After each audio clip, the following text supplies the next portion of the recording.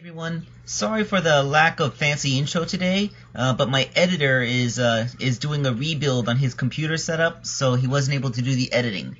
Hopefully he'll be done by the time my next video is ready. But be sure to support the Patreon regardless, because that's about making the toys. Okay, let's get into it.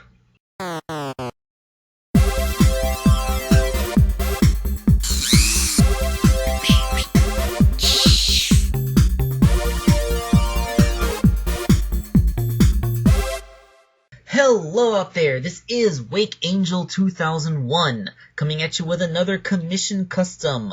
This one is for ACReinhardt, who you might remember as one of my most prolific commissioners, right up there with Techaspike. Today he wants a Chris Thorndike. I don't know why he would want a figure of the most hated character in all of Sonic the Hedgehog canon, but it's not my job to go on a dissertation about how Chris Thorndike is a textbook case of how not to make a audience proxy character for an adaptation show. It is my job to make a toy, so let's get into that. Okay, now here's something funny. ACReinhardt already had the Toy Island Chris Thorndike figure. It only has a few points of articulation. He has a swivel neck, swivel shoulders, and swivel ankles. His entire body is one solid piece aside from that. So it's not a particularly great figure, but I will admit that it looks mostly okay, except where the bottom of his head looks really square. Somebody should have told him that's not how a kid's head is shaped. But, as you can see by the comparison shot, the base figure is the modern Ash Ketchum from the Pokemon Heroes line. This figure has much more articulation, and because it's shorter, it would scale a little bit better with the Jazzwares figures. He's also rather easy to disassemble. He's made out of, that soft latexy plastic that you can dismantle pretty easily just by heating it up. So, there's that. Alright, so let's build him up from the bottom up. Let's start with the legs. Now, Chris has those weird high water pants, which somebody should have taken them. Why is he getting fashion advice from Steve Urkel? Just because Jaleel White did the voice for Sonic the Hedgehog in the original cartoons doesn't mean that he's a big fashion magnet. So as you can see, I cut the feet off and then reattached them with some toothpicks in place, which pretty much kept the figure the same height. Then sculpting material inside to replicate the folded up pants and a little bit of his legs showing in sock cuff, along with, the chains to his shoes, basic sculpting stuff. You have Chris Thorndike's new legs once they're painted. So with his pant legs in place, a relatively light amount of sculpting was required for the body. I just had to build up the collar a bit and then paint that to look like his shirt. With the white things. And finally, his arms have no sculpting. I just repainted them. Chris wears long sleeve shirts under short sleeve shirts because that was a big fashion trend in the early 2000s. I don't really care.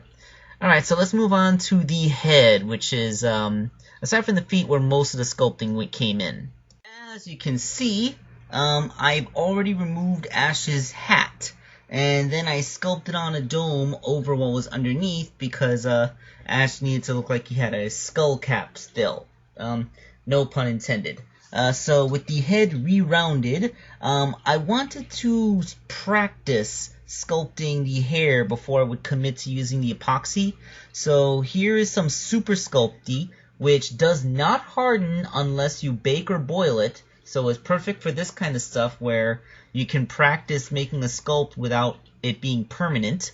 I got the shape down. Now, the observant may notice that it's going the other way, like it's a mirror image of Chris's hair. The reason I did this was because Ash had a very prominent bang on his forehead that,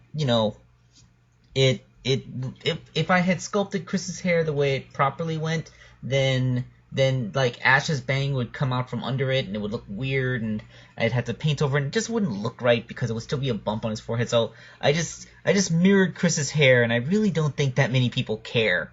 Yeah, so with all that hair sculpted on, you paint it.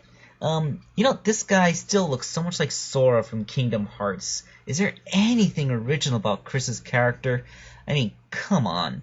I promised I would not rant about Chris. Let's just take a look at the completed figure.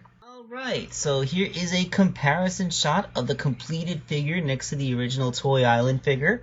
As you can see, he's about a head shorter, so as to better scale with shorter Sonic figures. And I think it works. So that's Chris Thorndike. You know, I was really upset and excessively negative on my last custom. So, despite the fact that this is a character that I hate, I want to project a much more positive attitude here because, you know, I really do enjoy my work.